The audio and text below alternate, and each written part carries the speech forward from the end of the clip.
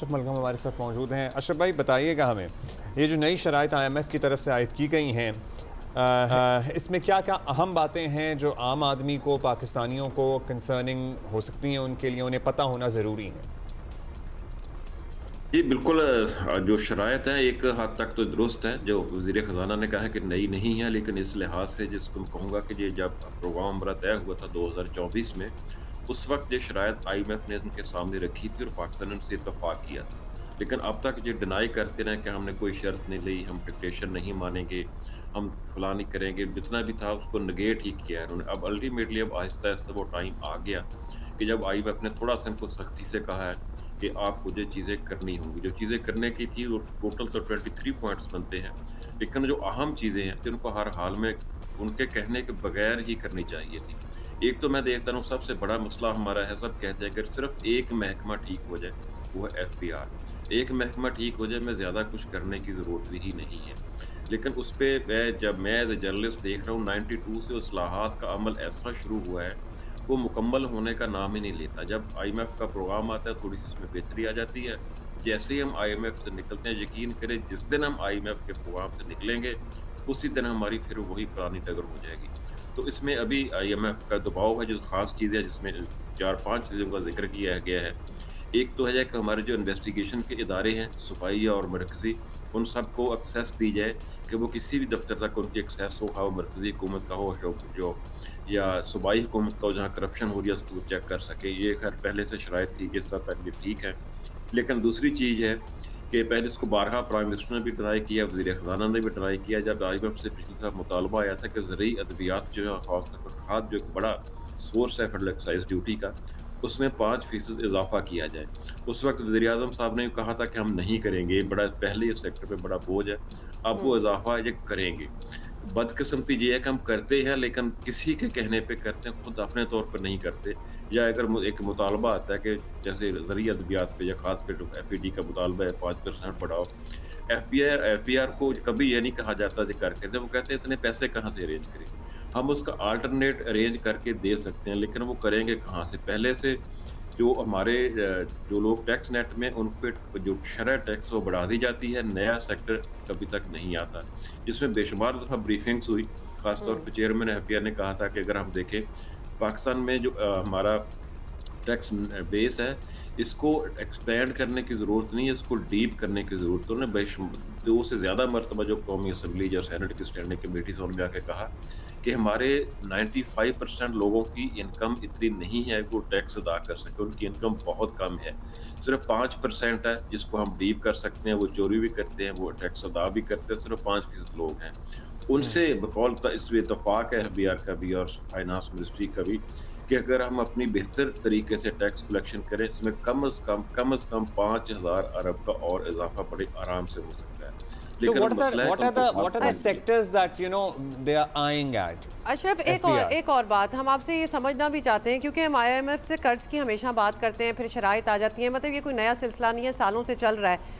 ہم کچھ شرائط پوری کرتے ہی ہوں گے کہ ہمیں اگلا والا جو ٹرانچ ہے یا قرض جو ہے وہ ہمیں مل جاتا ہے، پھر جب وہ ختم ہو جاتا ہے تو کیا ہم وی گو بیک ٹو زیرو؟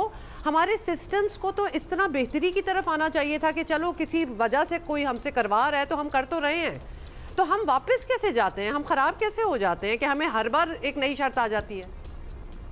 میں نے یہ یقین کیجئے بہت دفعہ یہ سوال میں نے IMF کے لوگوں سے بھی پوچھا کہ کیا مسئلہ ہے جب ہم پروگرام میں ہوتے ہیں، ہمارا سب کچھ ایک دم ادارے کام کرنا شروع ہو جاتے ہیں، ٹیکس کی کلیکشن بہتر ہو جاتی ہے، جیسے ہی نکلتے ہیں ہماری حالت پہلے سے بری ہو جاتی ہے کہ آپ کے پروگرام میں کوئی فالٹ ہوتا ہے یا ہماری امپلیمنٹیشن میں کوئی فالٹ ہوتا ہے۔ ان کا بڑا کلیئر جواب ہوتا ہے کہ ہم تو کبھی نہیں کہتے ہمارے پاس آؤ، آپ آتے ہیں، امین کہ پاکستان آتا ہے، ہم پھر فلاں فلاں فلاں یہ چیزیں کہتے ہیں، کرو یہ کر دیتے ہیں، جیسے ہی ہم نکلتے ہیں تو پروگرام کے بالکل چیزیں الٹ ہو جاتی ہیں۔ ایک بڑی اہم چیز جو انہوں نے کہا ہے، ہمیشہ سے کہا ہے کہ اپنا جو پبلک سیکٹر ڈیولپمنٹ ہے، جو ترقیاتی پروگرام ہے، اس کو ضرورت کے مطابق رکھیں۔ ہم کبھی بھی اس کو ضرورت کے مطابق نہیں رکھتے، اس کو سیاسی بنیادوں پر اس پہ فنڈز کی ایلوکیشن کرتے ہیں، جو کہ 100% فنڈز کا ضیاع ہوتا ہے۔ اس چیز سے نہ IMF کی شرط پاکستان کو نظر آتی ہے، نہ کوئی اور مسئلہ نظر آتا ہے۔ دڑا دڑ سیاسی بیسوں پر سیاسی بنیادوں پر ترقیاتی اسکیمیں بڑھ رہی ہوتی ہیں اور بنتی ہی چلی جاتی ہیں۔ جیسے ہی IMF سے نکلتے ہیں زیادہ کھل کھیل ہو جاتی ہے، ये नहीं कि रोकती है, रोकती वो कभी भी नहीं। अभी शुगर की आप मिसाल ले लें, आईएमएफ ने बड़ी सख्ती से कहा कि शुगर पर कोई इस्तिस्ना नहीं होगा टैक्स का।